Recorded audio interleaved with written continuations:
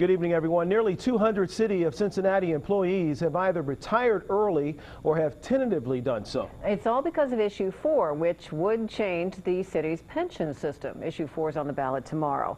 Local 12 News reporter Jeff Hirsh is in the newsroom to tell us why Issue 4 is causing an unusual jump in the number of City Hall retirements. Jeff. Well, suppose you take a job 30 or 35 years ago, no 401ks back then. You sign up for a pension plan like a contract.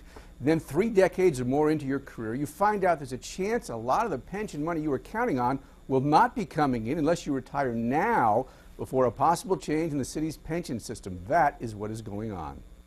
They may disagree on issues like the streetcar or the parking deal, but there's one issue where John Cranley and Roxanne Qualls are on the same page. Well, in this campaign season, one of the rarities is when the two mayoral candidates absolutely agree on something, and that is on this issue, which is vote no on Issue 4. If this passes, there will be less cops, less firefighters, and less basic services, and it will cripple our ability to provide basic services in the city. Vote no.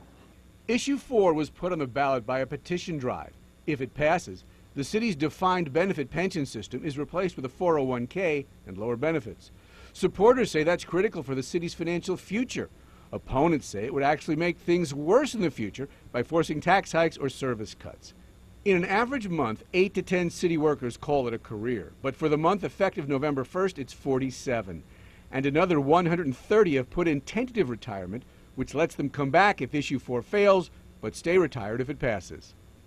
The reason more people have already retired or are considering retiring if Issue 4 passes is rather simple. It's money out of their pocket. Now, Issue 4, the way it's written, is kind of contradictory, it's kind of confusing, but there is the possibility that it could limit the pensions of retirees. So let's say you work 20, 25, 30, 35 years, you expect to get a certain pension benefit for the rest of your life. You may not get it, so you're going to get out now. It could be as much as 25%, which in my case could be $20,000 or so. Barry Whitton has been with the city for 34 years. An information technology expert with the police department, Whitton was in charge of installing and operating some 150 crime surveillance cameras citywide. Whitton is among those who have tentatively retired, but will come back if Issue 4 fails. I really have projects and things that I'm involved in that I want to complete.